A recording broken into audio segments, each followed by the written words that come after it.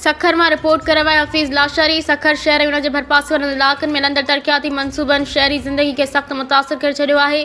केतिरनि ई हंधनि ते सड़कूं खोटे अध में छॾे वियूं आहिनि, जंहिं सबबि ट्रैफ़िक जो निज़ाम दरम भरम थी वियो आहे ऐं आम माण्हू रोज़ानी कमनि कारनि में ॾुखियाईनि खे मुंहुं ॾेई रहिया आहिनि। गरम गोदी शिकारपुर फाटक दुआ चौक खां म्यूनिसिपल वाटर कोर्स ताईं अहम रस्ता टुटल फुटल हालत में पियल आहिनि। हंधा हंधा वॾा खॾा पियल आहिनि, जॾहिं त ड्रेनेज लाइनुनि जो कमु पिणु नामुमकिन छॾियो वियो आहे। मोटरसाइकिल सवार रिक्शा ड्राइवर ऐं स्कूल वैनुनि खे अच वञ में सख़्तु तकलीफ़ूं पेश अची रहियूं आहिनि, जॾहिं त एम्बुलेंस सर्विस पिणु मुतासिर थी रही आहे। शहरी हलकनि जो चवणु आहे त कुझु सियासतदाननि पंहिंजे तकनि में सड़कुनि ऐं नेकाले आब जूं स्कीमूं मंज़ूर करायूं, पर उन्हनि मनसूबनि में शफ़ाफ़ियत नज़र नथी अचे।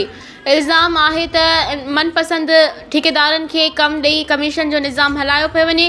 ज़रियनि मूजिबि जंहिं ठेकेदार अॻुवाट रक़म ॾेई लाॻापियल एग्ज़ेक्टिव इंजीनियरनि ऐं ऑफिसरनि सां मिली भगत करे फ़हिरिस्तूं मंज़ूर कराइनि था, जेकॾहिं फ़ौरी क़दम न खयां विया त सखर जहिड़ो अहम ऐं तारीख़ी शहर वधीक बुनियादी सहूलियतुनि जी खोट जो शिकार थींदो, जंहिंजो नुक़सानु सिधो संओं आम आवाम खे भोगणो पवंदो।